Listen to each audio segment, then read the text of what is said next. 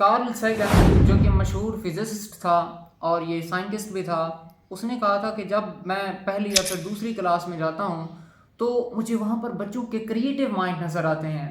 یعنی بچے عجیب طرح کے سوال پوچھتے ہیں کہ ہم یہاں کیا کر رہے ہیں، یا پھر آسمان کا کلر جو ہے وہ نیلا کیوں ہے، یا پھر یہ گھاس جو ہوتی ہے یہ سبز کیوں ہوتی ہے، اس قسم کی یعنی کریٹیو سوالات. لیکن وہ کہتا ہے کہ جب میں 9ویں یا پھر 10ویں جماعت یعنی کہ اوپری کلاس والوں میں جاتا ہوں تو وہاں مجھے یہ کریٹیوٹی نظر نہیں آتی. اس کی کیا وجہ ہے؟ اس کی صرف اور صرف وجہ پتہ ہے کیا ہے؟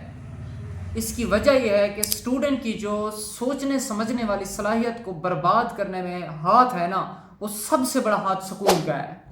سکول یا پھر کالجز کے اندر آپ خود دیکھ لیں، آپ اپنی ایجوکیشن سسٹم کو دیکھ لیں، سوائے رٹے کے، سوائے کتابوں کو پڑھنے کے اور کوئی سوچنے سمجھنے کی صلاحیت دی جا رہی ہے؟ آج بچوں کے 1100 میں سے 1098 نمبر بھی آ رہے ہیں، لیکن کیوں ہمارے معاشرے کے اندر کوئی آئنسٹائن نہیں بن رہا، کوئی آئزیک نیوٹن نہیں بن رہا؟ اس قسم کے کیوں نہیں لوگ پیدا ہو رہے جو کہ کریٹیو مائنڈ رکھتے ہوں؟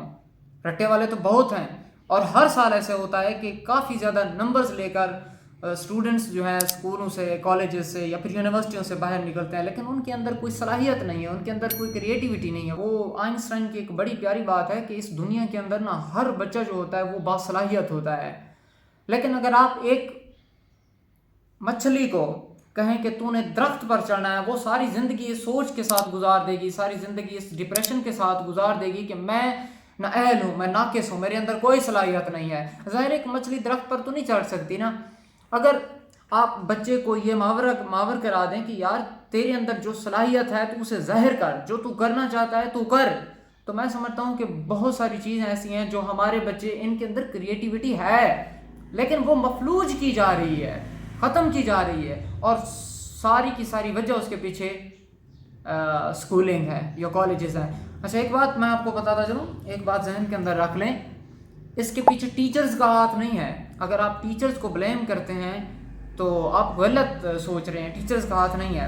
اس کی وجہ یہ ہے کہ ٹیچرز کو جو سلیبس پرووائڈ کیا جاتا ہے، جو سلیبس ان کو دیا جاتا ہے، بس ان کا کام ان کو پڑھانا ہوتا ہے، وہ اپنی طرف سے کوئی چیز نہیں پڑھا سکتے. وغیرہ آپ مجھے بتائیں، اگر آپ ایک ٹیچر کو کہیں کہ آپ نا اوریجنل مطالعہ پاکستان پڑھائیں تو آپ کو پتہ ہے وہ کیا پڑھائے گا؟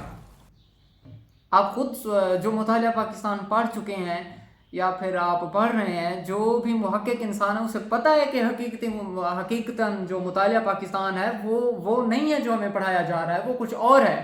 آپ کہیں اپنے ٹیچر کو اوریجنل مطالعہ پاکستان پڑھے تو پھر دیکھیں آپ کو کیسے پردے فاش کرتا چلا جائے گا.